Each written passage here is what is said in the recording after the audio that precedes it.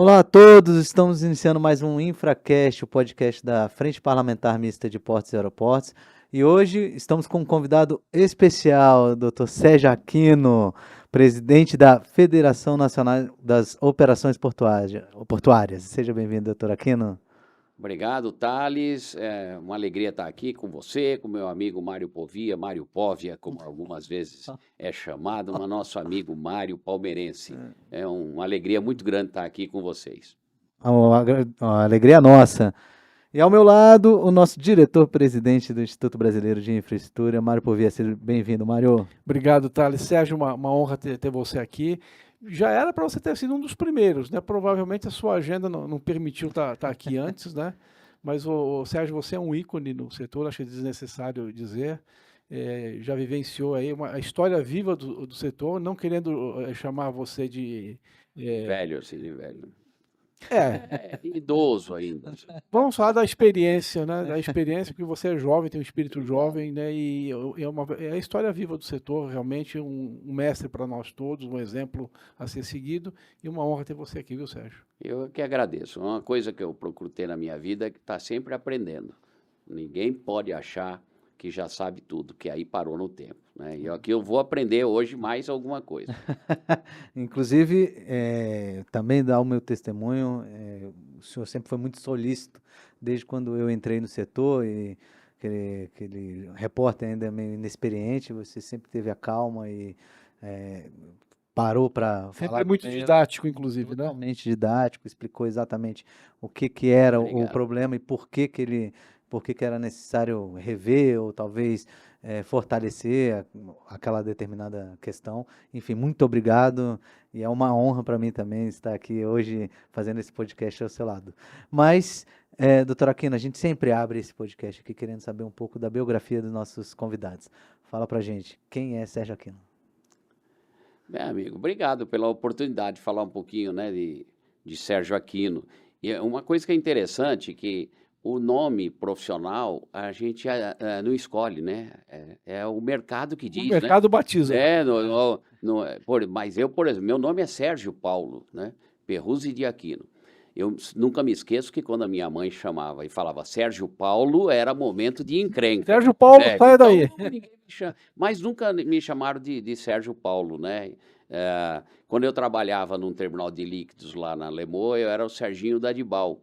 Ou quando eu trabalhei no Porto de Santos, eu era Serginho da Atracação. Mas o mercado portuário como um todo me chamou, colocou, carimbou como Sérgio Aquino. Então, você perguntou quem é o Sérgio Aquino. Primeiro, sou um cristão abençoado, me considero uma pessoa abençoada, casado, muito feliz com a Márcia, né, que eu conheci em Buenos Aires. Estamos caminhando aí já para 39 anos de casados. Tenho 2 filhos, um filho e uma filha.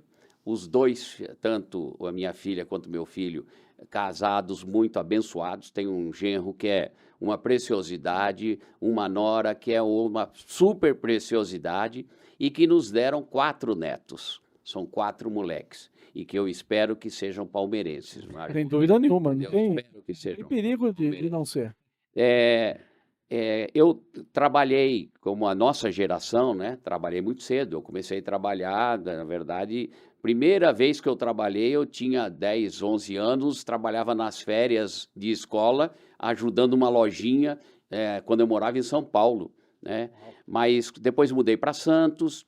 Você nasceu em São Paulo, Sérgio? Nasci em Recife. Nasci em Recife, mas aí meu pai se mudou, né, para São Paulo. Meu pai era pastor evangélico, pastor da Igreja Batista. Aí fomos para São Paulo. Depois mudamos para Santos. Em Santos eu trabalhei como balconista, trabalhei em estúdio de revelação de fotografia.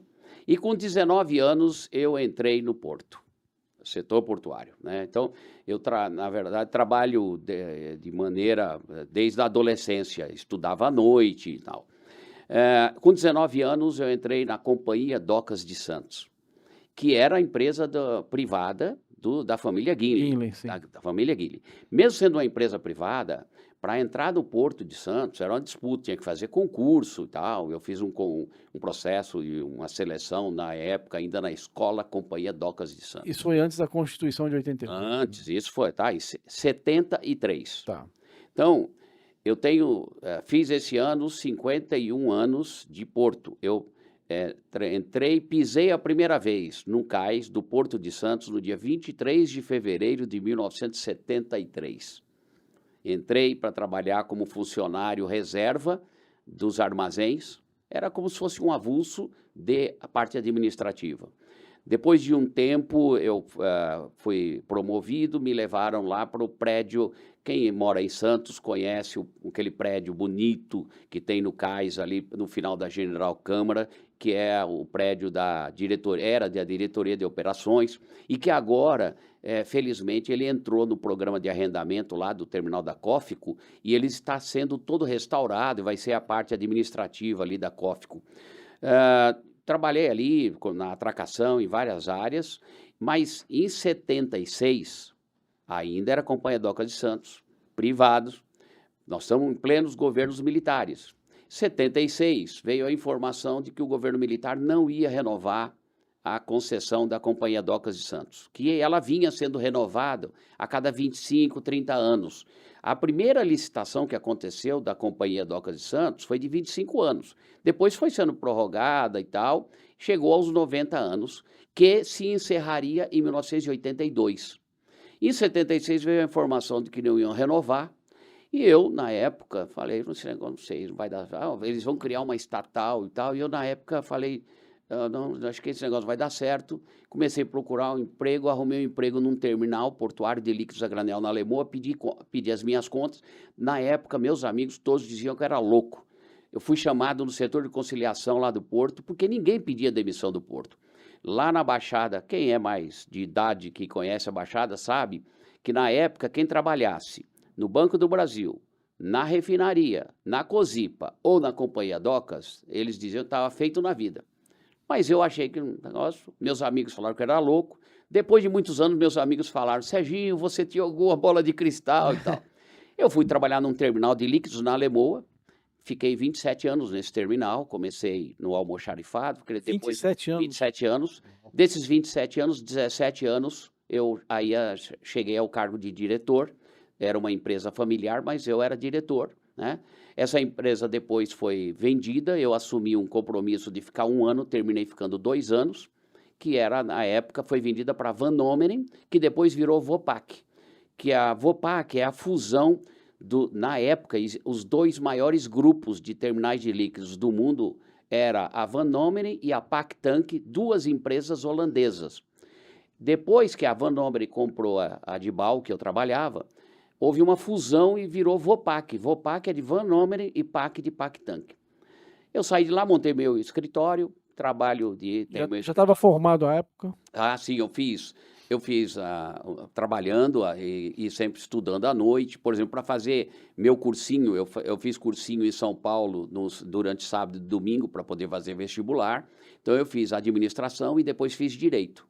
E depois de direito fiz a carteira, fiz o exame da OAB, eu tenho o registro da OAB e atuo, e montei meu escritório, né, atuando para várias empresas, e aí, para avançar um pouquinho, em 2005, desculpe-me, o prefeito Papa foi eleito em Santos.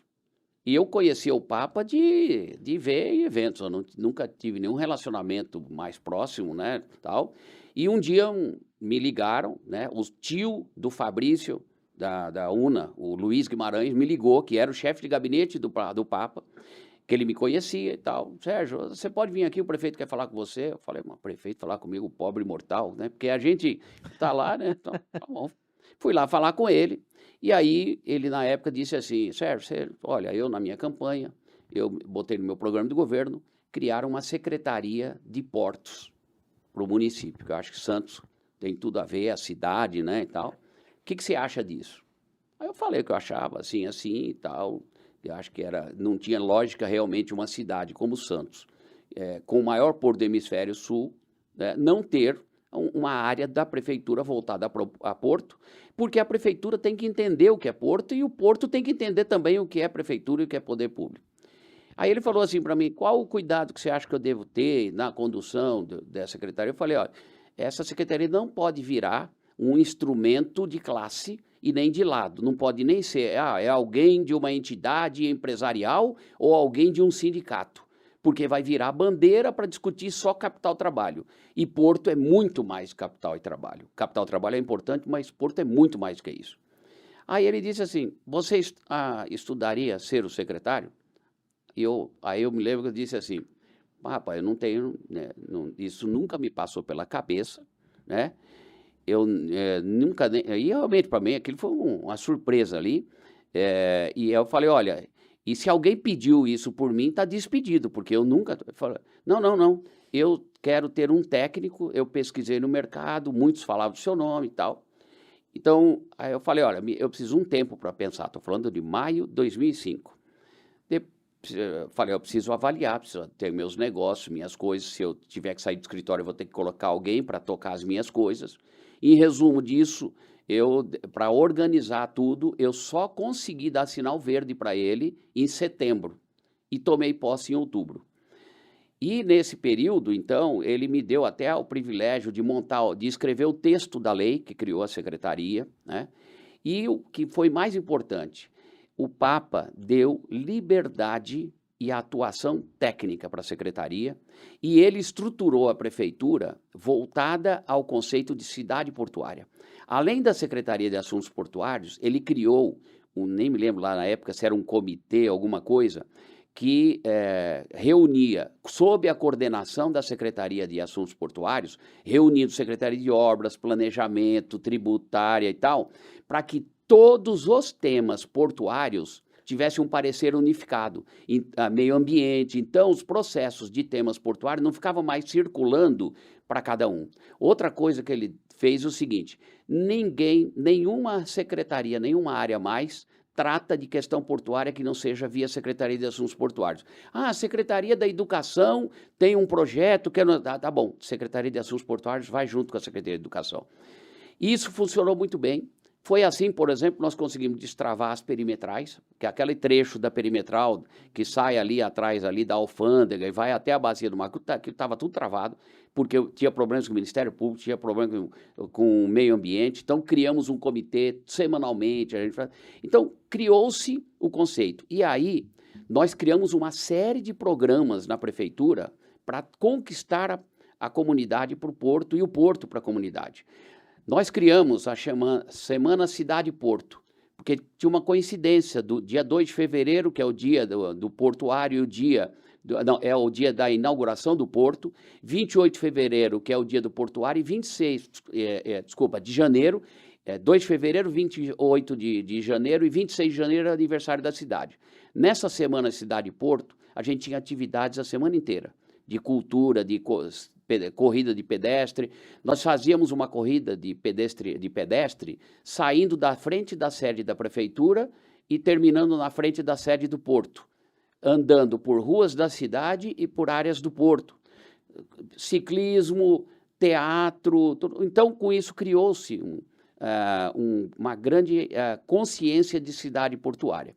E, para terminar, nós criamos um programa de todo ano, nos dias de cruzeiros marítimos, o dia que tivesse o maior número de cruzeiros marítimos, nós interditávamos a avenida da praia ali do Aquário até lá a balsa do Guarujá, cheio de festividade, a população toda ia para lá, a gente mandava fazer lencinhos do porto, e os navios saíam apitando e com todo mundo se despedindo. Aquilo virou um ato festivo de integração. Então, isso ajudou a população a conhecer Porto. E Porto no dia do aniversário do Porto, a gente também lançamos, passeio de escuna gratuito o dia inteiro. A gente conseguia patrocinadores do canal, sorteava ingressos nas rádios, e o dia inteiro era a gente passeando no canal do Porto com escuna de graça para conhecer o Porto, né?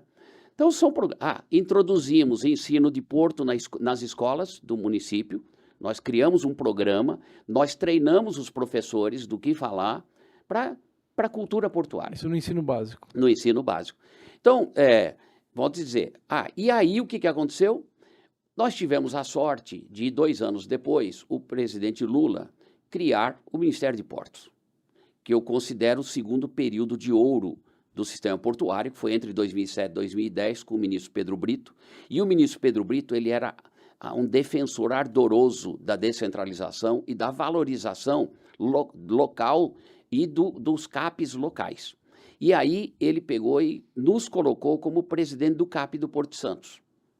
Inclusive, quando ele disse que queria, eu até falei para o Papa que achava que não era bom, porque dá a impressão que nós estávamos atrás de cargos e tal, mas o Pedro Brito insistiu, tal, nós assumimos, e foi um trabalho muito proveitoso, porque tivemos um grande parceiro também lá, o José Roberto Correia Serra, como presidente do Porto, um excelente profissional. E aí essa integração, Ministério de Portos com a Secretaria de Portos, funcionou muito bem. Infelizmente, com a saída do ministro Pedro Brito, as coisas se interromperam. Mas quando saímos, e aí vou encerrar aqui, em 2012, que terminou o mandato, que saímos de lá, nós tínhamos deixado pronto todo o projeto do Valongo, a gente chamava Porto Valongo, né? O Papa tinha, na época, conseguido uma verba do Banco Mundial e fez uma licitação internacional para contratar uma empresa especializada para um projeto de reconversão urbana e revitalização do centro. Foi uma empresa espanhola, nem lembro o nome dela agora, ganhou a licitação, deixou um projeto todo pronto. Infelizmente, as coisas depois não avançaram. Agora a gente tem que parabenizar, né, que o prefeito Rogério, com a atuação do deputado Paulo Alexandre, conseguiu se retomar esse programa. Por quê? Sem a revitalização daqueles armazéns ali, não se recupera o Centro Histórico de Santos, que é rico e é um grande instrumento turístico. Sem dúvida. Você contou uma grande história. É impressionante como grandes entidades do setor conhecem, trazem uma riqueza, né, de conhecimento e de ações, em especial dentro do maior porto da América Latina. Então, é muito interessante saber que você foi o primeiro secretário e que você fundou, né, trouxe, ali tem uma estaca sua, isso é... E veja, Thales, que na revisão da lei em 93, o Sérgio já tinha 20 anos de experiência, ele começou em 73. Participamos de toda a discussão, e olha, e aí tem uma coisa interessante.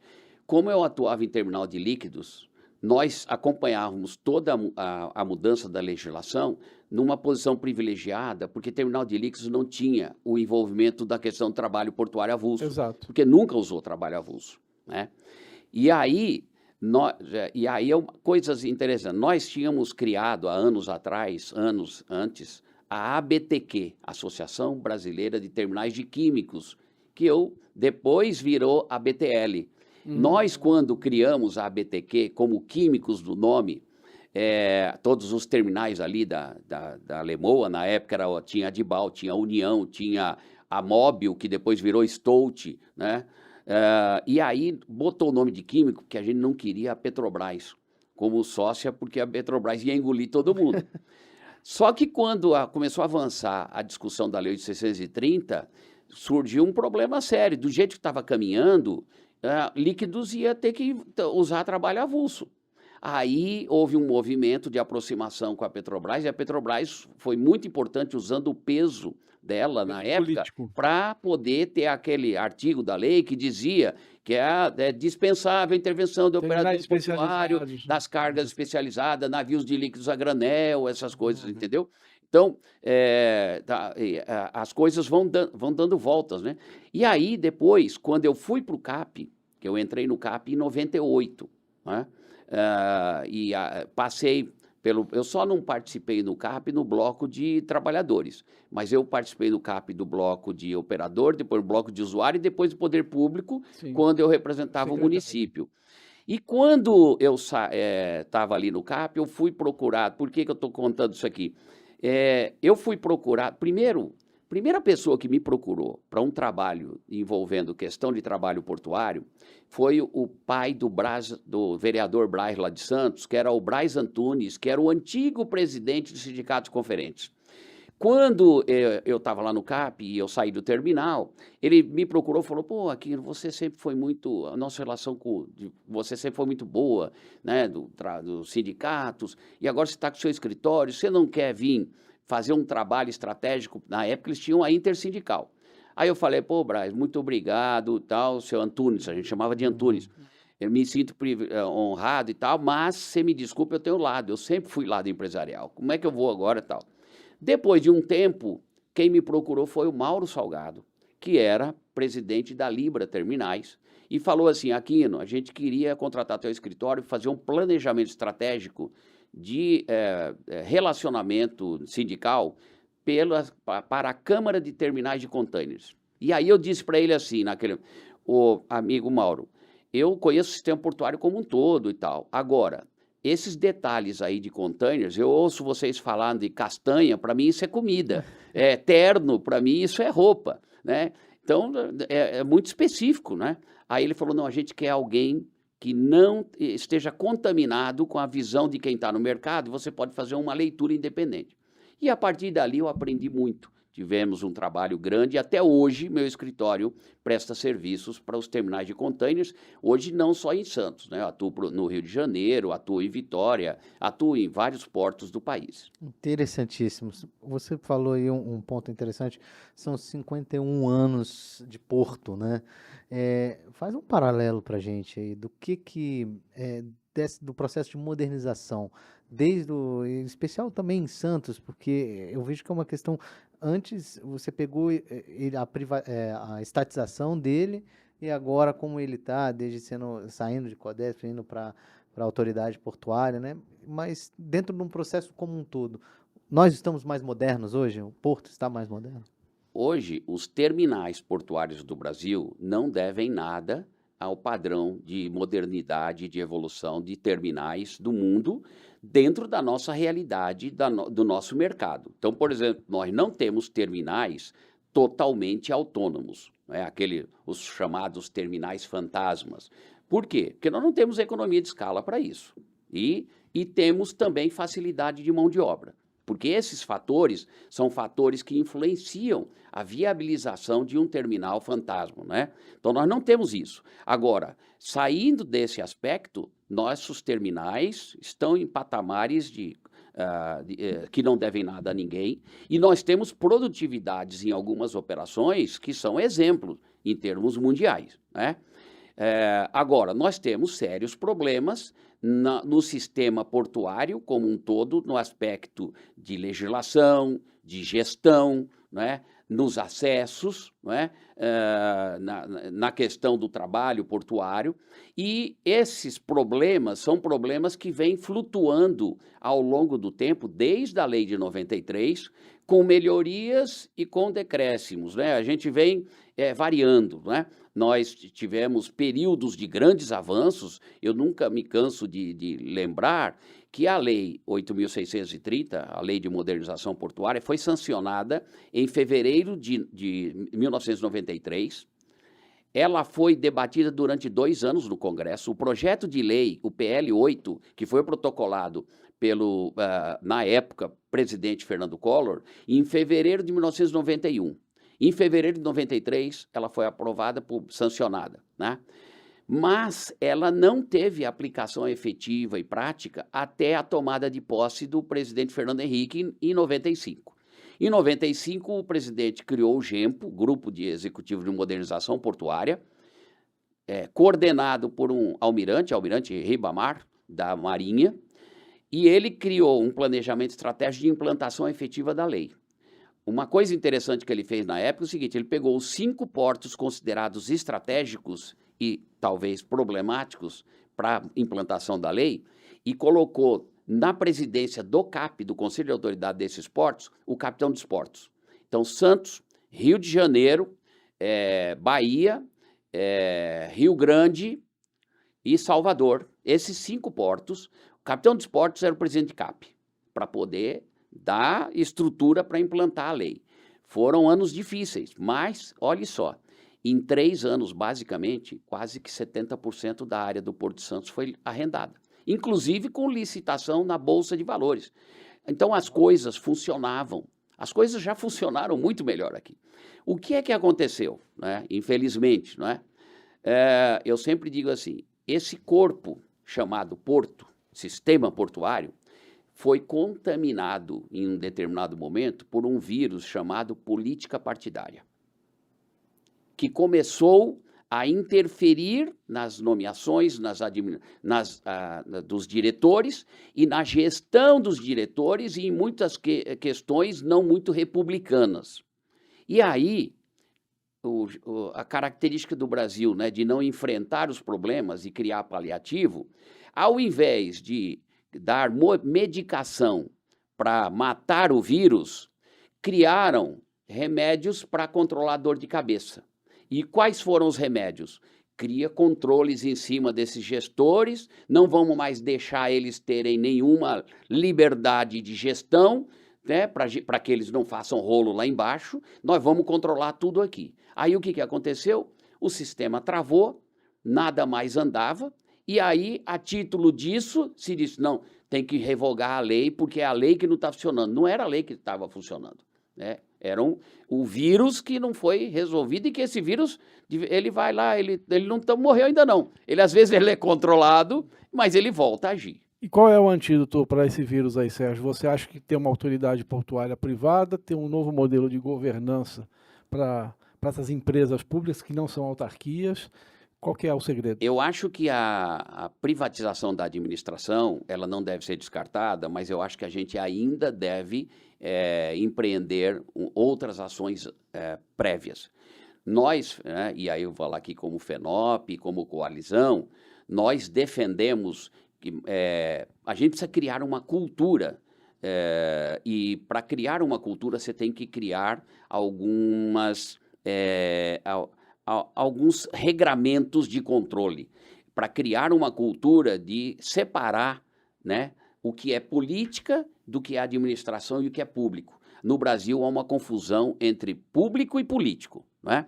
E para isso nós defendemos descentralizar, recuperar as competências das administrações portuárias, mas recuperar um conselho de autoridade portuária, e não é aquele conselho lá do passado integralmente, depois a gente fala disso, e nós propusemos, a FENOP propôs, e foi aprovado, e a proposta para a comissão de juristas da coalizão, criamos uma nova competência para o CAP, emitir parecer sobre as nomeações dos dirigentes, dos diretores, com direito a veto devidamente justificado.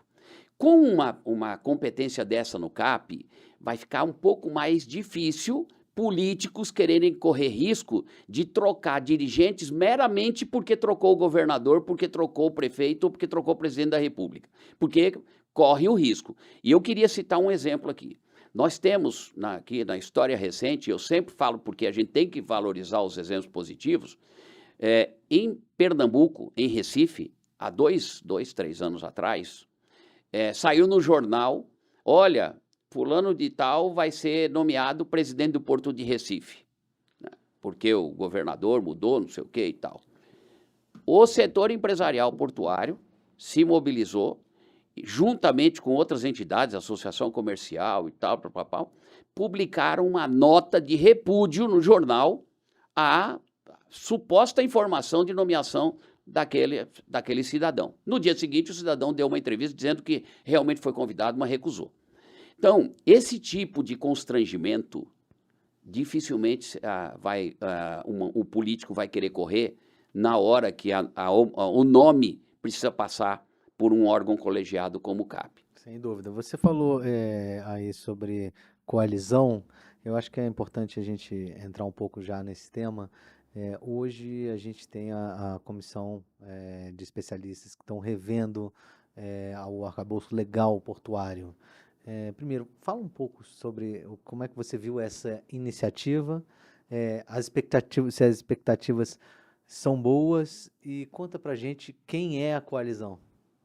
Vamos lá. A coalizão empresarial portuária, ela reúne todas as entidades do setor empresarial que atuam no sistema portuário, não é? Desde a FENOP, que é a federação, é a única entidade que é a federação, a Federação Nacional das Operações Portuárias.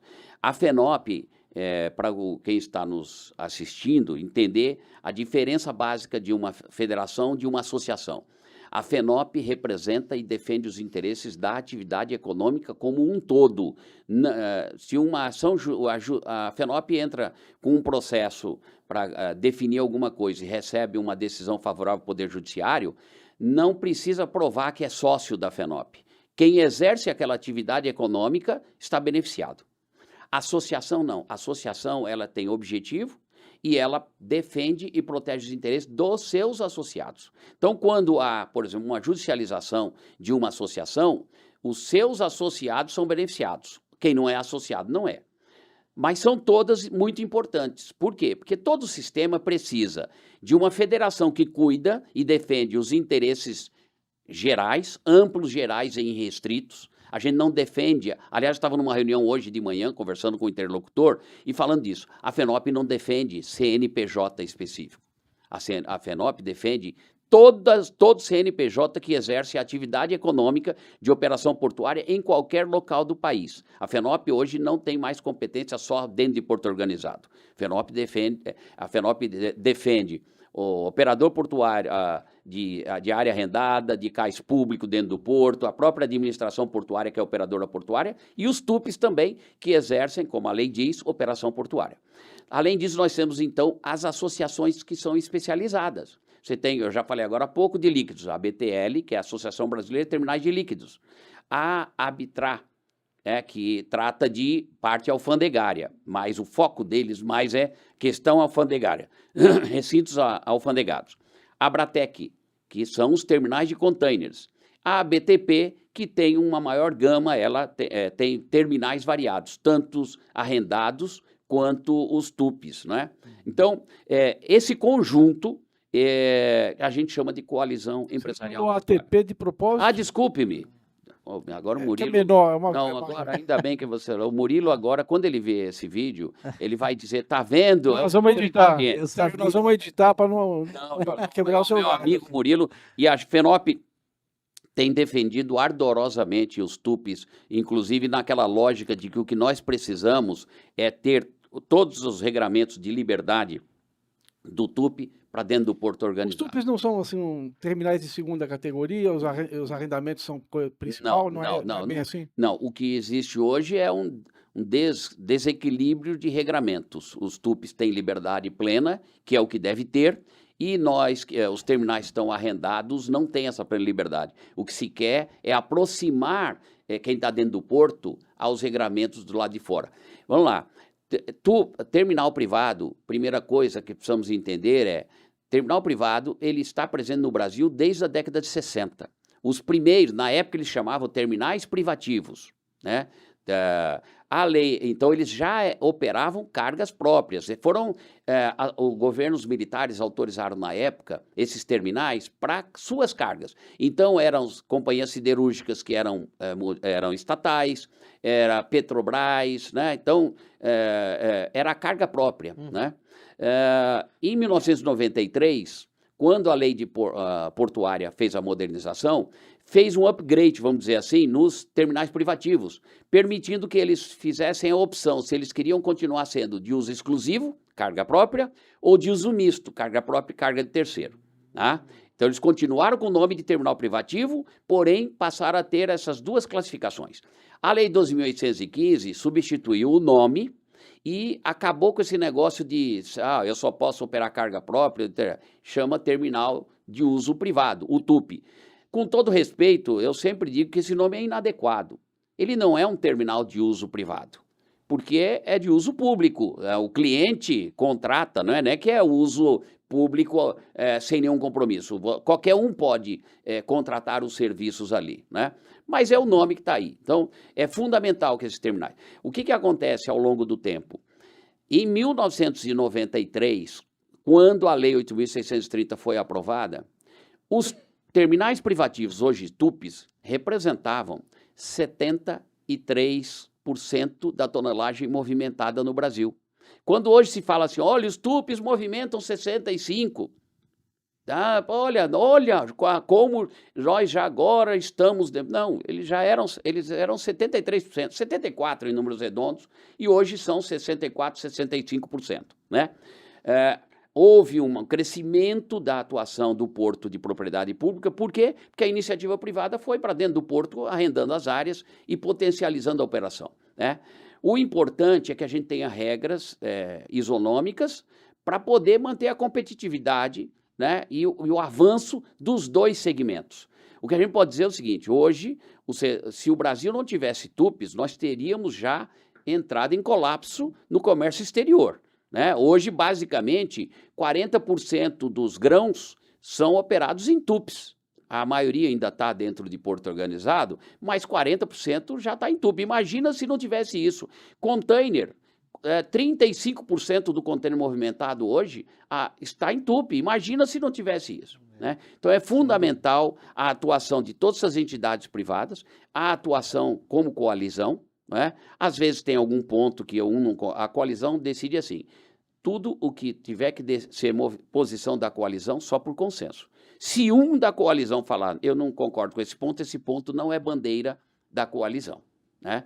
E nós apresentamos para a CEPORTS, como você falou, e aí me permita fazer um parênteses aqui sobre a CEPORTS, que é a comissão de juristas, foi acertadamente criada pelo presidente Arthur Lira para analisar e debater um novo marco legal portuário, né?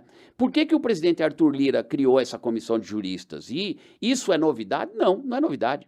O presidente do Congresso, presidente do Senado e presidente da Câmara já criaram várias comissões de juristas, né, para poder dizer o seguinte: olha, você que não é parlamentar, está fora da briga política aqui, faça uma análise e apresenta alguma coisa técnica que não tenha contaminação política e de lado nenhum, né?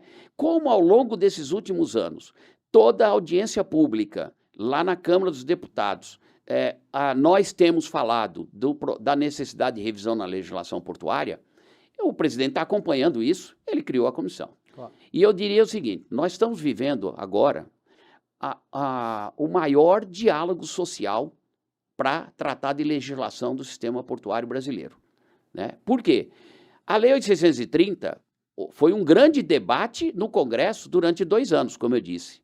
Mas o projeto de lei que foi criado, ninguém debateu com ele, não. Foi um projeto de lei que o presidente lá, Collor, recebeu lá e encaminhou. Aqui nós estamos discutindo o relatório da comissão, as entidades estão podendo se posicionar e depois esse relatório ainda vai ver se vai virar projeto de lei e depois vai ser debatido no Congresso. Esse é o momento com maior diálogo, debate de todo o setor envolvido, trabalhador, comunidade, Instituto, o IBI, nosso competentíssimo, né, executivo aqui, presidente do IBI, participa de todas as audiências. Então, nós estamos vivendo um momento de ouro, de oportunidade de uma nova legislação. Sérgio, você, enquanto FENOP, talvez de uma forma inédita, inaugurou aí uma aproximação do Poder Judiciário com as questões, notadamente capital-trabalho, né, no setor, né?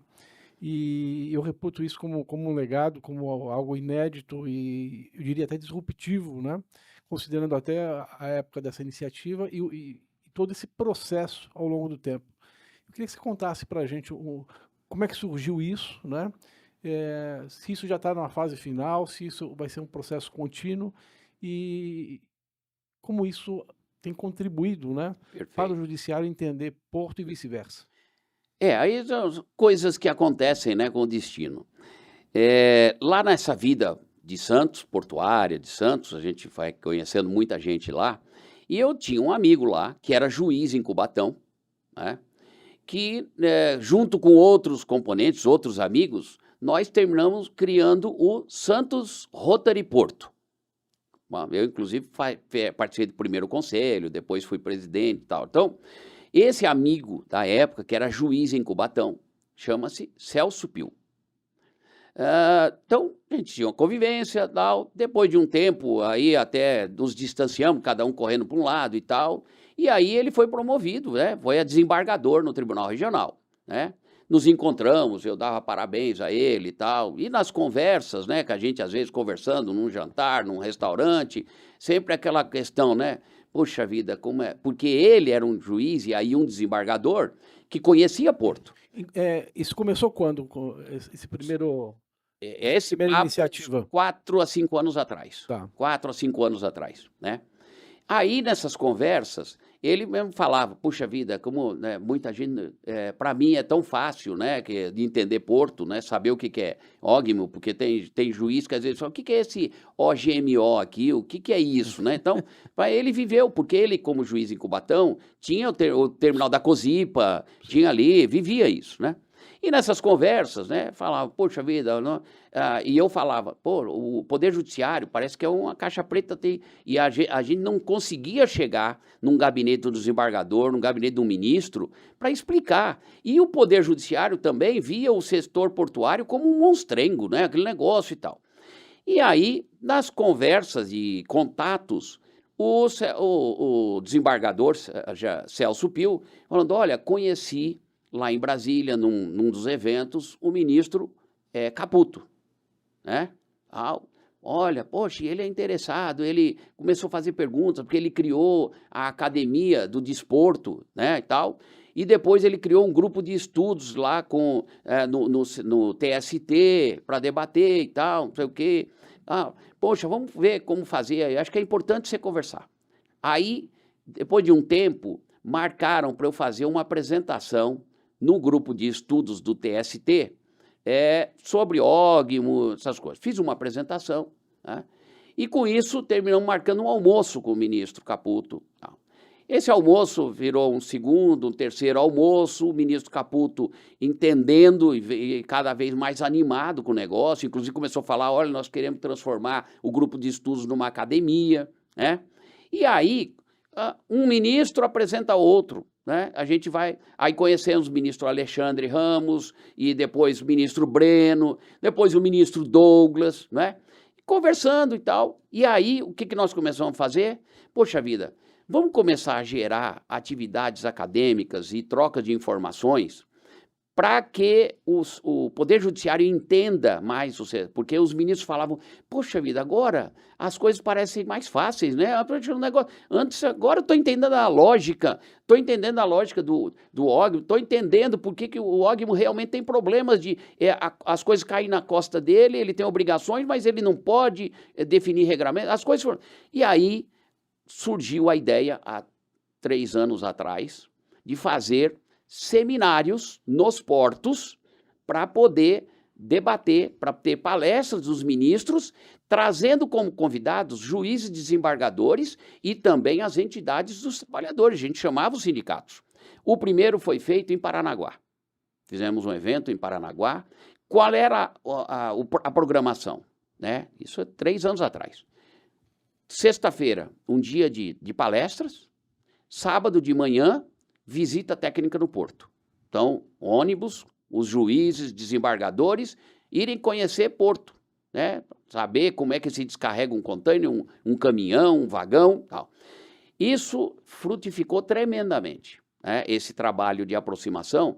E aí a FENOP, depois de fazermos isso, a FENOP coordena a programação nacional e quem faz toda a execução local é o OGM e o SINDOP local, né? Tal, com rodízio de palestrantes, de ministros, de temas, né? Com participação dos representantes dos trabalhadores. Nós temos em muitos desses eventos representantes de federação, né? O presidente, o Zé Adilson já falou, Mário Teixeira, já tivemos o Guterra, hoje no lugar dele está o Gianeto, que ainda não participou, mas vai participar, presidentes dos sindicatos locais, e esse movimento foi crescendo para envolver outras coisas. E a gente transformou isso, além dessas atividades de todos os meses, né? Por exemplo, nós vamos ter agora, no próximo mês, nós vamos ter São Francisco do Sul. Já está agendado toda a programação, né? Além disso, nós transformamos isso que a gente chama de Congresso Permanente FENOP de Direito Portuário. E o fechamento desses temas e das palestras ocorre no evento anual da FENOP, o Enaporte Conógimo. Então, por exemplo, nesse ano, nós tivemos 5 ministros fazendo palestras lá no Enaporte Conógimo, com os temas que vão sendo debatidos ao longo do tempo. É impressionante. E aí o que aconteceu de positivo? Isso gerou frutos, e isso daí, a FENOP não quer ser dona disso, não. Gerou frutos com o Infrajur, que surgiu no Brasil Export, né? Que debate não só a questão de trabalho portuário, a FENOP também já está trabalhando outros temas, mas o Infrajur tem essa visão mais ampla, trazendo ministros, por exemplo, do TCU também, desembargadores da Justiça, não só do trabalho, né? E é muito importante que a gente vá frutificando isso, porque com isso você gera um diálogo mais maduro, né? Contra fatos e realidades, não dá para você ficar abatendo. Então, alguns mitos foram sendo derrubados com esses diálogos de maneira extremamente madura e produtiva. Sem dúvida. Inclusive, eu lembro do conógmo, um conógmo que eu fui aqui cobrir, na época de BNews, e eu vi o ministro Caputo falando exatamente sobre isso que você falou. Ele realmente... ele chegou uma pessoa crua em relação ao entendimento do setor portuário, mas como foi importante as conversas com vocês, com a FENOP, para que ele pudesse agora ele se sentir confortável mesmo em ajuizar um processo. E você vê um detalhe, tá? Bem antes de conhecer o ministro Caputo, ele já defendia a tese da derrotabilidade. Eu fui outro dia pesquisar... Explica para a gente aí o que é a tese da derrotabilidade. Então, o primeiro acórdão que ele defendeu isso foi em 2015. Sabe? 2015, nós conhecemos o ministro Caputo há 4, 5 anos. Né? Então, a tese da derrotabilidade é uma tese de um grande jurista norte-americano que diz, em resumo, o seguinte para o leigo: olha, se a lei diz que é branco, tá bom, então eu vou julgar dizendo que é branco. Poxa vida, mas se tem uma situação que o branco é absolutamente inadequado e que gera prejuízos para a sociedade, né? Gera mais malefícios do que benefícios, eu tenho que entender que naquela situação excepcional eu não posso aplicar a letra fria da lei. Inclusive, essa teoria ela é muito fortalecida com o Código de Processo Civil vigente no Brasil, que diz que o magistrado, ao decidir, ele tem que analisar as consequências do ato da decisão e não meramente o que está previsto na legislação. Então, aí tem a gente, acho que o ministro Caputo está defendendo a teoria da derrotabilidade por causa da FENOP, mas ele já defendia isso há muito tempo atrás, nos casos concretos específicos, né?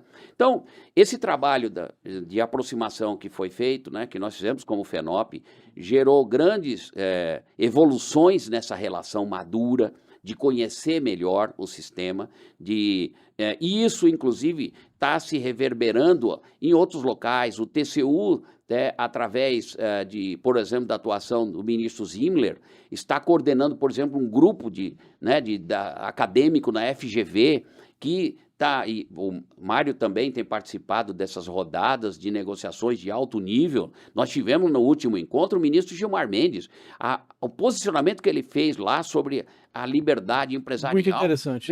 Olha, é sensacional. Então, o que nós estamos discutindo de maneira madura essas questões? Lógico, temos que ter as responsabilidades sociais, ninguém pode ser inconsequente, não é? Então, por exemplo, que nas propostas que a coalizão, propostas que foram basicamente que a FENOP elaborou e a coalizão deu adequações e apoiou em relação ao trabalho portuário, que foram lá para a CEPORTES, que é a comissão criada pelo presidente Arthur Lira, a gente fala na necessidade de indenização dos trabalhadores, porque a lei hoje não prevê indenização. Né? Então, nós estamos falando nisso, nós estamos criando programas, defendendo programas de renovação, de aperfeiçoamento, mas com um outro aspecto extremamente importante: a luta para solucionar definitivamente o problema do custeio de treinamento. Né? Porque o setor empresarial paga a conta e o dinheiro fica retido com o governo. Sérgio, eu vou te dar a caneta agora para você escrever qual o melhor modelo de capacitação para o trabalhador portuário. O que você vai escrever? Melhor modelo de capacitação seria fazer o que é a melhor prática do mundo. São centros e sistemas de treinamento independente do setor portuário, geridos pelo setor empresarial e laboral portuário. É assim que acontece no mundo. Por exemplo, exemplo de sistema e de centro e de estrutura de treinamento portuário está em Antuérpia. Em Antuérpia, né? Roterdã é um negócio um pouco mais elevado, porque tem ali, eles misturam mar, pesquisa, desenvolvimento e tal. O sistema de Antuérpia é perfeito, né? A gestão é administrada pela entidade empresarial, né? Pelo sindicato também dos trabalhadores. Há uma contribuição muito maior do setor empresarial, mas todo trabalhador também paga uma parcela pequenininha. Tem uma contrapartida. Para entender a importância. E lá é o seguinte, como é que funciona a base? Todo treinamento básico para habilitação, para o trabalhador entrar no sistema portuário, ele é gratuito, porque é para criar o acesso. Agora, o crescimento de carreira, o trabalhador paga uma parcela que é para ele valorizar aquele crescimento, né? Então, essa é a melhor prática mundial. Mundialmente, sistemas de treinamento portuário, ou ele é só portuário ou é portuário marítimo, sempre administrado pelo setor empresarial e laboral. No Brasil, isso se chamaria Sistema S portuário, que é como funcionam todos os sistemas S. E isso foi a decisão, por exemplo, do Fórum de Qualificação do Trabalho Portuário, criado pela Lei 12.815, em dezembro de 2015. Olha só o que a gente está falando. Em dezembro de 2015, o Fórum aprovou, por unanimidade, que deveria ser criado o Sistema S portuário. E determinou que houvesse, para botar isso em pé, um entendimento entre o setor empresarial e laboral na elaboração de um texto de lei, né? Durante 2 anos e meio, mais ou menos, a FENOP trabalhou com as 3 federações dos trabalhadores num texto de proposta de projeto de lei, né? As federações aprovaram o texto de lei. Depois disso, nós fomos conversar com todas as associações de terminais, que também fizeram algumas adequações, aprovaram o projeto de lei. Esse projeto, então, ficou definido como um projeto básico de trabalho. Depois houve um problema de uma disputa de um tema, em que uma das associações de terminais não concordava com uma posição da FENOP, que não tinha nada a ver com o Sistema S portuário. E aí essa entidade mudou de posição, e aí o que aconteceu? Entramos num governo que era contra o Sistema S. Sim. Nós tínhamos um projeto de lei, a senadora Rose de Freitas transformou em projeto de lei aquele texto no Senado, mas o governo anterior era contra o Sistema S, queria inclusive acabar com o Sistema S. Aí não andou.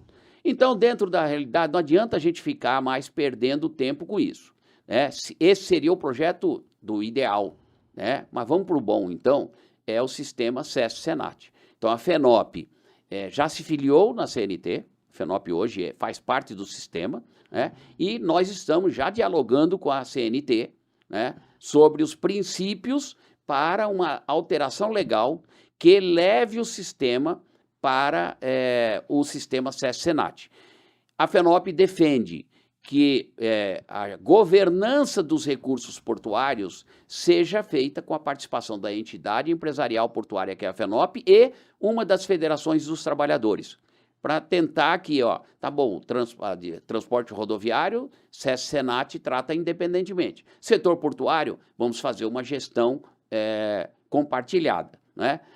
E alguns regramentos, por exemplo, no texto, a FENOP defende que para os trabalhadores portuários, o treinamento tem que ser gratuito.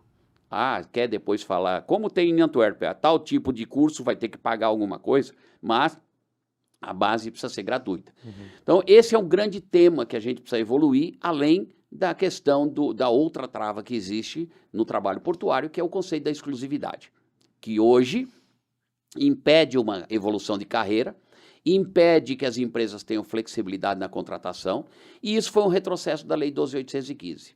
Essa questão da exclusividade já havia sido resolvida em 2007, num dissídio de natureza jurídica da FENOP no TST. Explica rapidamente essa exclusividade, como é que ela... Hoje é o seguinte, no trabalho portuário existem 2 formas de contratação, o trabalhador avulso e o trabalhador com vínculo empregatício. Carteira assinada. Carteira assinada. O avulso, ele é um trabalhador atípico, a legislação, a doutrina chama isso. Trabalhador avulso não é trabalhador temporário, não é trabalhador casual, Trabalhador avulso é o seguinte, ele cada dia trabalha para um empregador, mas ele não tem relação contratual com o empregador. Ele é administrado e gerido por um órgão chamado ógimo, né?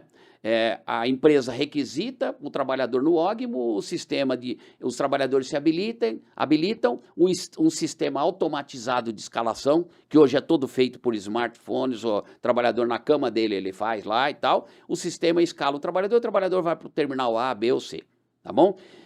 E aí, como é que esse trabalhador recebe? O trabalhador que terminou o trabalho hoje, fechou o período de trabalho, em 2 períodos fechados, a empresa manda a conta, o ógimo manda a conta para a empresa paga o ógimo em 24 horas, o trabalhador recebe em 48 horas. Olha só, o trabalhador avulso recebe com 48 horas de cada trabalho. Se ele fez o trabalho hoje no período da manhã, daqui 2 dias o dinheiro está na conta dele. Tá? O ógimo é solidário. Se a empresa que usou o trabalhador não pagar para o ógimo tem a obrigação de pagar o trabalhador em 48 horas. Então, garantia absoluta, né? Só que a lei diz que a empresa pode querer o trabalhador como empregado permanente, olha, para se habilitar na minha cultura, nos meus procedimentos e tal, né? Mas, infelizmente, a lei diz assim, a lei hoje diz, tá bom, você quer contratar, mas você só pode contratar dentre aqueles que são os avulsos. E se os avulsos não querem, como é que fica? Que é a questão da teoria da derrotabilidade. A empresa precisa, quem tem? Porque o direito da exclusividade não é um direito coletivo, ele é um direito individual. Cada trabalhador é que exerce o seu direito. Se o trabalhador diz assim, olha, não vou exercer o meu direito, ele está abrindo mão do direito de exclusividade. Se ele está abrindo mão, a empresa vai ser penalizada porque ele está abrindo mão, ele não se inscreve no processo seletivo, né? Então, esse é um problema. Esse critério da exclusividade, nenhum país do mundo mais adota. E um detalhe, a OIT, Organização Internacional do Trabalho, editou a Convenção número 137, deixa eu repetir com calma agora, em 1973. A Convenção 137, ela diz o seguinte, primeira coisa, está no artigo 2º, toda a política de todos os envolvidos para o setor portuário deve objetivar garantir emprego em caráter permanente, ou seja, carteira assinada. Então, diz, olha, o trabalho avulso deve ser complementar, porque o objetivo deve ser dar emprego para todo mundo, tá bom? E aí depois vem o seguinte, quando a empresa for contratar, deve dar prioridade para quem está lá no ógimo, ele diz lá para os matriculados, né? Que são os que têm inscrição no ógimo. Então a OIT diz, deve buscar o trabalho com emprego permanente e dar prioridade para quem está no sistema. Prioridade se oferece. Se ele não quer, vai contratar no mercado. O Brasil adotou na lei 8.630, lá de 93, o Brasil, sempre querendo agradar gregos e troianos, né? Fez um sistema misto. O que o Brasil fez? Lá em 93, para o trabalho a bordo, ao invés de prioridade, deu exclusividade. Mas para o trabalho em terra, liberdade plena. Nem prioridade era. Nem prioridade. Quer dizer, ela estratificou estiva e capatazia. Estiva e capatazia. Então tá lá, estiva, conferente de carga, exclusividade. Capatazia, a lei não dizia nem prioridade. Isso em 93. Aí o Ministério Público do Trabalho começou a questionar as empresas, dizendo, não, a exclusividade vale para todo mundo e tal. A FENOP, como eu disse agora há pouco, entrou com decídio de natureza jurídica em 2007, e o TST disse, olha, não, o que vale é prioridade, não é exclusividade. E aí nos embargos declaratórios ainda disse mais, vale para todo mundo, para todas as categorias. Então essa questão da exclusividade estava resolvida desde 2007. Só que aí vem a lei 2.815, bota a capatazia junto e diz de novo exclusividade. Ela é a lei mais recente, então é ela que está aí hoje e que precisa ser resolvida. Isso, volto a dizer, já foi resolvido no mundo inteiro. Os últimos 3 países do mundo que tiveram que enfrentar isso, mudaram a legislação na Europa, porque o Tribunal da Comunidade Econômica Europeia condenou Espanha, Portugal e Bélgica a mudar suas legislações, porque eles ainda tinham exclusividade. Sim. Então, eles acabaram, não tem mais exclusividade lá na Europa. E aí, olha como é que é a questão. Eu sempre defendi, e é o que eu tenho dito o seguinte, o que defende trabalhador é negociação madura. Tanto é que Tem TUP que usa trabalho avulso e não é obrigado, né?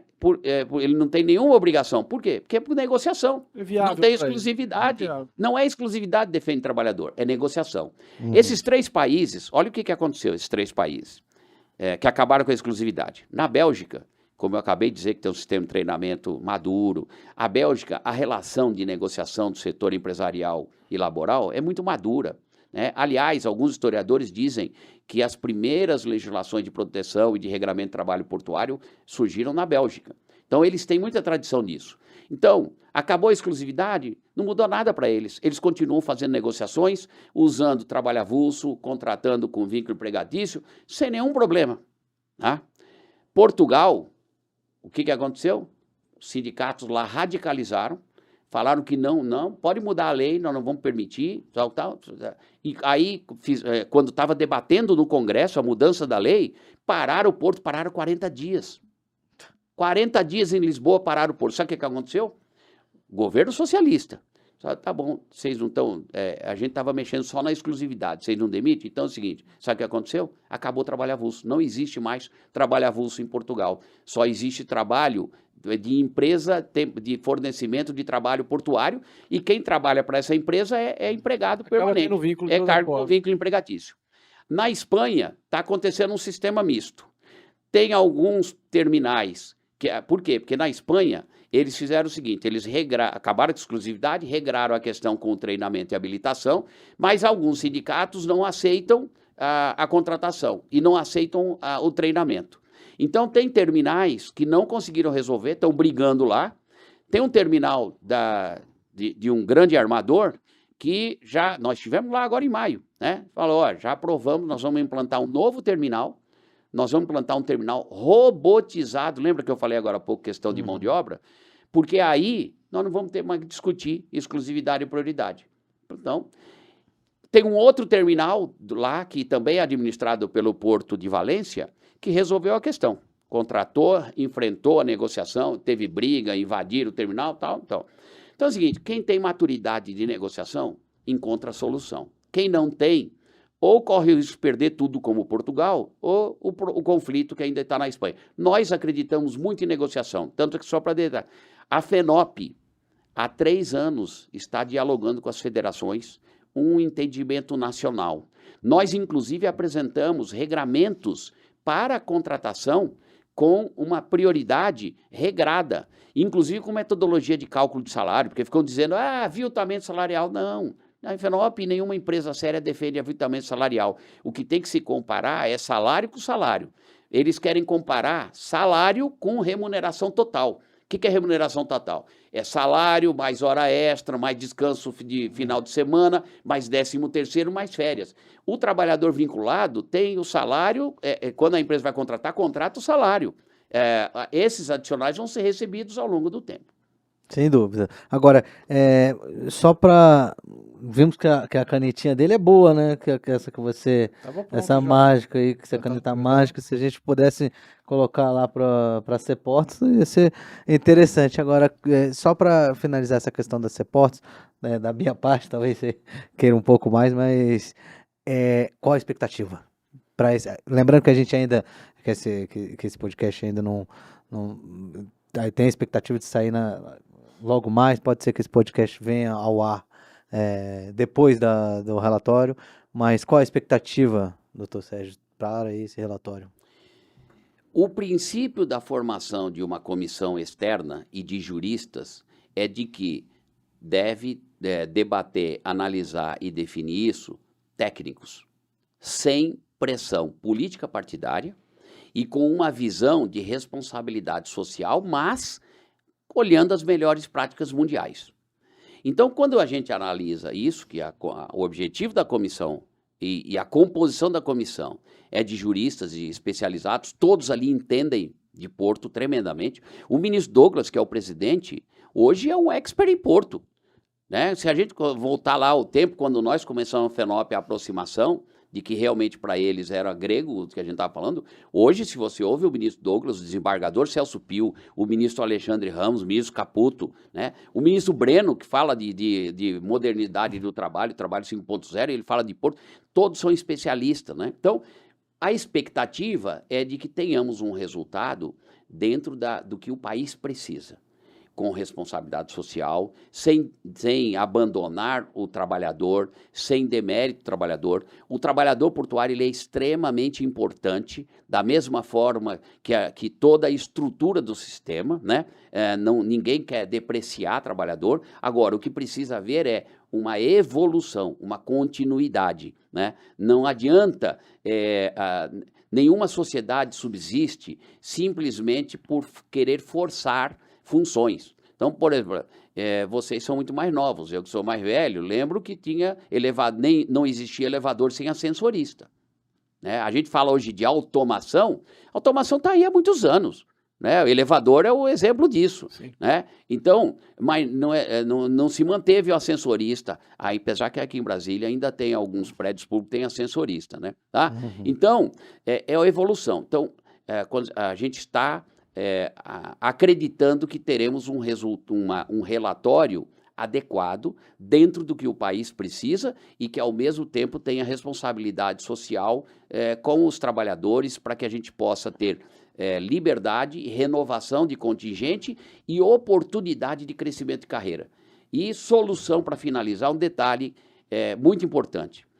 Quando a Lei 12.815 retomou a exclusividade, hoje nós temos, pelo número que a FENOP levantou, em números redondos, 21 mil trabalhadores que estão empregados em terminais portuários, que foram contratados na época que a lei não exigia inscrição no ógmo, mas esses trabalhadores, pela legislação hoje, se ele sair de uma empresa, ele não pode ir para outra, porque ele não tem inscrição no ógmo. A lei não diz exclusividade dentre os do ógmo ou aqueles que já trabalhavam no sistema. Não, diz tem que ter inscrição no ógmo. Então, esses trabalhadores são prisioneiros disso. Então, nós precisamos dar solução para eles também. Sem dúvida. Sérgio, você já falou do relação capital-trabalho, deu uma pincelada aí na questão da gestão portuária, né? E que mais? Que a gente poderia evoluir mais aí na questão dos reportos? Você acha que caberia aí uma estratificação em portos estratégicos, portos não estratégicos, tentar evoluir esses portos não estratégicos em alguma coisa mais parecida com o TUP, deixando esses portos estratégicos com uma legislação mais leve do que está hoje, mas sempre naquele caráter público, estritamente. Conta para a gente. Eu sou um defensor ardoroso do modelo espanhol. Né? Eu acho que ele se adequa muito à realidade brasileira, inclusive porque a Espanha tem uma coisa que o Brasil também tem. A Constituição da Espanha também diz que compete ao governo central explorar porto. Aliás, dizem que o modelo de 93 foi inspirado na muito inspirado, espanhola, tanto que era o ógmo, né? Que era, muito embora eles usaram um modelo muito próximo do espanhol, mas usaram o nome de ógmo inspirado em português, que era o ogmop, português, porque na Espanha é estibarna, né, que eles chamam. Mas o modelo espanhol, eu sou um defensor ardoroso. Primeiro que está dizendo, a Constituição, né, a Constituição de 88, ela diz que compete à União legislar e explorar porto, né? Aliás, é a primeira Constituição do Brasil que fala que compete à União explorar porto. Todas as constituições anteriores diziam, quando falavam de porto, que competia ao governo central ou ao império legislar. Não falava em explorar. Tanto é que tinha, já haviam as concessões lá de Imbituba, de Santos. E, por exemplo, surgiu o Porto de Suape, implantado pelo governo do estado de Pernambuco. Sim. Então, a Constituição de 88, ela também é um pouco responsável pelos problemas que nós tivemos no sistema. Tanto que a 8.630 tentou dar um jeito nisso, né? Tá? Mas a Constituição dizia que competia a União explorar. A Constituição da Espanha também. Mas é interessante que na Espanha, o modelo, eles criaram um modelo muito inteligente que é descentralizado. Existe uma estrutura centralizada para tratar de política estratégica, mas a gestão, a administração é autônoma local, né? E aí, Mário, por isso que eu falo lá eles classificaram os portos estratégicos e os portos centrais e os portos periféricos. Então, eles têm lá 20 e poucas autoridades portuárias e 40 e tantos portos. O Porto de Valência, por exemplo, administra o Porto de Valência e mais outros 2 portos pequenos, que são agregados àquela autoridade portuária. E eles têm um modelo, que eu digo, muito interessante. Eles têm uma entidade chamada Portos del Estado. É como se fosse a nossa antiga Portobras. É a holding do sistema portuário. A Portos del Estado... outra coisa. A legislação espanhola diz o seguinte, os portos têm que ter autonomia administrativa e financeira, mas também eles não podem receber recurso público a fundo perdido, mas também eles têm isenção tributária. Ele não paga imposto. Por quê? Porque ele tem que reinvestir nele mesmo. Ele gera desenvolvimento da região pela atividade e, portanto, ele não precisa pagar imposto nenhum. E ele também não tem direito de receber dinheiro nenhum do poder público. Aí o que acontece? Esse Portos del Estado define uma política estratégica, mas não determina cada coisa. Os portos todos são de propriedade do governo, porém são administrados, sabe por quem? Pelos governos estaduais. Então, imagina o seguinte, Porto de Santos é do governo federal. Lá em Valência, sabe quem é que nomeia o presidente e a diretoria do porto? O governador. Só que tem que ter a anuência da prefeitura local. Ou seja, o nome de consenso. E o conselho tipo CAP, tá? Que a comunidade participa. Então, com isso, o governo central, ele trata de política pública, não interfere na administração e na gestão ali. Os dirigentes não caem só porque... Às vezes, é que eles têm o seguinte, eles têm o presidente, depois eles têm um outro cargo chamado diretor executivo ou diretor geral e os outros diretores. Na verdade, quem toca mesmo o porto no dia a dia é esse diretor executivo ou diretor geral e os outros diretores. Esse presidente, às vezes, ele é trocado por questão política, mas ele só faz papel institucional. É a rainha da Inglaterra. Papel institucional, relacionamento, tá? Agora, como é que esses portos funcionam? Todo porto arrecada um percentual, eu não lembro agora se é 4%, 5% de todo o seu faturamento, ele arrecada para um fundo estratégico gerido pela Portos del Estado. Você lembra que no Brasil nós tivemos isso, uma época que recolhia para Portobras, tá? Só que lá funciona. Esse dinheiro que vai para esse fundo da Portos del Estado, ele é destinado a 2 objetivos. Investimentos estratégicos de interesse do porto fora da área do porto. Então, por exemplo, o porto quer fazer uma plataforma logística fora para poder agregar carga, ele vai lá comprar um terreno e tal, ele pode, uma vez por ano, as administrações portuárias, as autoridades portuárias apresentam seus projetos, o colegiado de todas as autoridades portuárias aprovam. Então, a primeira coisa, investimento fora do porto. Segunda coisa, reforço financeiro desses portos periféricos que estão sob gestão dos portos grandes, quando o porto grande diz, olha, esse porto pequeno aí está sendo muito deficitário, eu não posso ser penalizado nas minhas contas por causa dele, e vocês estão mantendo esse porto porque é interesse da nação. Se é interesse da nação, então eu tenho que ser ressarcido disso. Ele prova que não é problema de gestão, tal. Então, vem recurso. É um subsídio cruzado. É um subsídio cruzado. Por isso estou dizendo que o modelo espanhol é um modelo que a gente deveria... Aí você fala, e na legislação atual aqui, nas reformas da CEPORTS? Eu acho que a reforma da CEPORTS, a gente precisa defender a descentralização, a recuperação da administração. Os princípios que foram encaminhados pela coalizão. Recuperação das competências das administrações portuárias, colocar o poder concedente como definidor de política pública, que nós não temos até hoje a política pública definida, né? Recuperar a atuação da comunidade através do CAP, mas volto a dizer, não é exatamente o mesmo CAP, ele é parecido com o CAP do passado, mas com uma roupagem, vamos dizer, 5.0. A gente recupera a estrutura de 4 blocos, mas com outros componentes e com outros cuidados, e a gente separa temas que são deliberativos e temas que são consultivos ou de mero parecer. Então, vou dar um exemplo concreto. No CAP do passado, o CAP é que aprovava a tarifa portuária. Né? No CAP que nós propusemos agora, não. O CAP emite um mero parecer. A ANTAC, que é a agência reguladora, vai receber o parecer e vai analisar, olha o que a comunidade está dizendo. Né? Questões que são de decisão local, PDZ. PDZ, sim. Né? Poligonal, não. Poligonal emite apenas um parecer. Né? Então, orçamento e programa de investimentos, opinativo. Opinativo, tá? Agora, também no texto que nós mandamos, a gente faz uma ressalva. Tem uma série de temas lá que, se a administração estiver sobre controle de iniciativa privada, não se aplica. Então, por exemplo, parecer sobre a nomeação dos diretores. Não vou, o CAP não vai se tiver privado, não tem. imiscuir nisso, tá? Então, essa proposta ela é muito coerente com tá? E não tem esse negócio de engessar a administração, não. Ela é para auxiliar. E é para abrir o mercado também, né? Para flexibilizar e a comunidade atuar. Quanto mais você descentraliza e mais você envolve a comunidade local, mais a comunidade local defende o porto, né? Quando a comunidade local se sente afastada, ela só vê os problemas. Quando ela se sente partícipe, ela entende os problemas. Sem dúvida. Ela passa a buscar soluções conjuntas para os problemas. É verdade. Agora, Mário, mais de 1 hora de podcast. Não, se deixar o Sérgio falar, não, não é. Nós vamos ficar aqui 3 horas e meia. Foi uma delícia. Muito rápido. O problema é que o Dr. Sérgio ele fez uma abertura na agenda dele.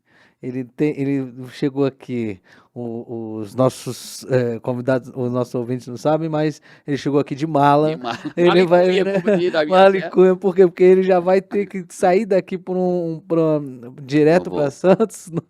Então, doutor Aquino, primeiro, a gente não falou sobre reforma tributária. Vamos ter que fazer um outro. A gente vai outro sobre temas pontuais. Seria um prazer. Eu já estendo esse convite para a gente fazer um outro. Vou falar com a Michelle, vou falar com todos aí, o pessoal da sua assessoria, para que a gente possa realmente fazer porque realmente muito prazeroso e é uma aula que a gente tem aqui sobre o setor, sobre o setor portuário, e é muito gostoso estar nesse momento aqui ouvindo isso com uma pessoa que é tão proeminente no terceiro podcast para ele contar os causos, né? Porque tem muita história para contar. Tem muito caus. A gente põe uma taça de vinho aqui, a gente fica mais. Pois é. Enfrentamentos, tanto de CAP de Santos quanto CAP de Paranaguá, com briga com o governador. Isso, eu quero. Tem casos bons. Vamos marcar, então, já deixar mais 2 podcasts agendados. Doutor Sérgio, vou passar agora para o senhor para você fazer as suas considerações finais. Olha, uma delícia de ficar aqui fazendo esse bate-papo. Primeiro, falando de coisa que a gente gosta, né? E aí, quando fala de aula, aqui estão um dos mestres aqui. O Povia, nosso amigo, né? Além de ser palmeirense, o Povia, como alguns chamam. Ele entende, conhece tudo. É um profissional que eu sempre digo que qualquer governo sério e comprometido com o sistema tinha que ter esse homem aí em posição muito forte, né? O setor precisa do meu amigo Mário Povia atuando, e felizmente ele está aqui no IBI. O IBI ele é muito o que é a atuação e a respeitabilidade que o profissional Mário Povia tem, né, no mercado. Ele é absolutamente respeitado por todos os setores. Muitas vezes tem gente que às vezes discorda, mas fala assim, não, mas é respeito. Então, para mim é um privilégio dialogar com o Mário. Você é um jornalista, como você disse, que sabe esmiuçar, já vem atuando nisso há algum tempo. Deu trabalho na nossa agenda, né? A gente marcava, aí surgiu problema para mim, depois problema para vocês, desmarcava. Hoje conseguimos montar aqui a estrutura. Eu agradeço muito a oportunidade e eu fico à disposição, né? O setor precisa de diálogos e precisa de instituições como o IBI e precisa de atuação parlamentar, como a Frente Parlamentar de Portos e Aeroportos, liderada pelo Paulo Alexandre, que é o nosso grande porta-voz no Congresso. É um deputado absolutamente atuante. Idealizador, inclusive. Idealizador de tudo isso aqui, né? Eu sempre digo, onde o Paulo Alexandre bota a mão, não sai nada mal feito. Ele sabe, ele é um profissional. Ele se acerca de profissionais, está aí o exemplo do Mário Povia, de você como jornalista aqui. Então aqui não tem jeitinho, não tem adaptação, aqui não tem ninguém amador aqui não, tá? Então eu queria aqui dar o testemunho como FENOP, o agradecimento ao trabalho do deputado Paulo Alexandre, e todo o trabalho que está sendo feito no Congresso, ativo com toda essa estrutura aqui. Contem conosco, a FENOP não abre mão de estar aqui na frente e no IBI.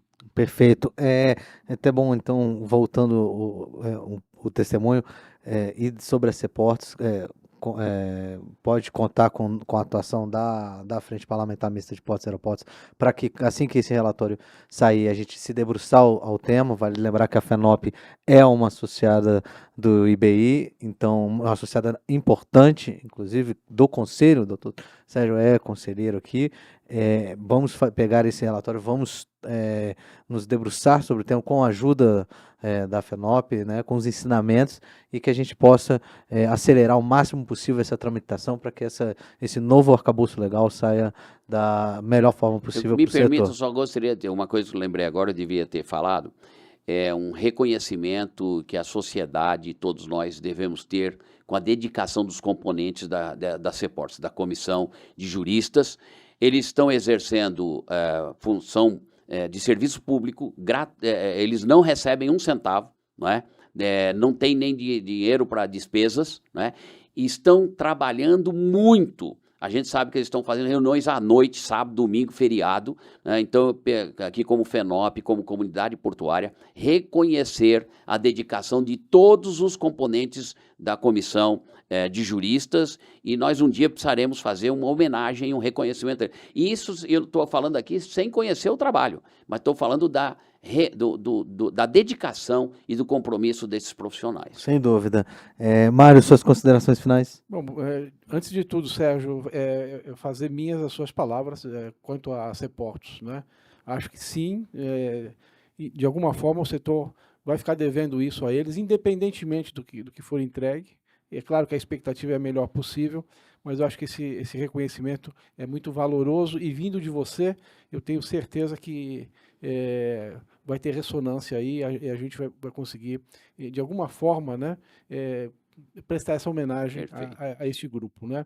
Sérgio, a gente às vezes escolhe trilhar uma carreira, né, e a gente busca referências, né, busca espelhar no trabalho de algumas pessoas. Eu quero aqui confessar que você é uma das minhas referências, você é uma pessoa que eu tenho assim em alta estima, e não estou falando só de integridade, né? A gente fala em integridade como sendo uma qualidade, né? Talvez seja mais uma obrigação, né? Mas na verdade no Brasil isso é uma qualidade, né? E você tem todo esse predicado da integridade, mas não é só isso. Você tem a competência, é um estudioso, é um formador de opinião e tem opinião. Não é? Eu nunca vi você se omitir em relação a determinado assunto, sempre se posicionou, e a gente, concordando ou não, tem que reconhecer o valor, né, não só do posicionamento, mas da contundência com que você defende as suas posições. Então, eu quero aqui, de público, dizer que você é uma das minhas referências. Obrigado. Tenho um profundo respeito pelo teu trabalho, e que bom que você está aqui com a gente, viu, Sérgio? Agradeço. Obrigado, e um prazer enorme ter batido esse papo aqui contigo. Obrigado, amigo. E você curta, se inscreva no canal, acompanhe nossas redes sociais, porque nós seguimos em busca de uma infraestrutura forte no país.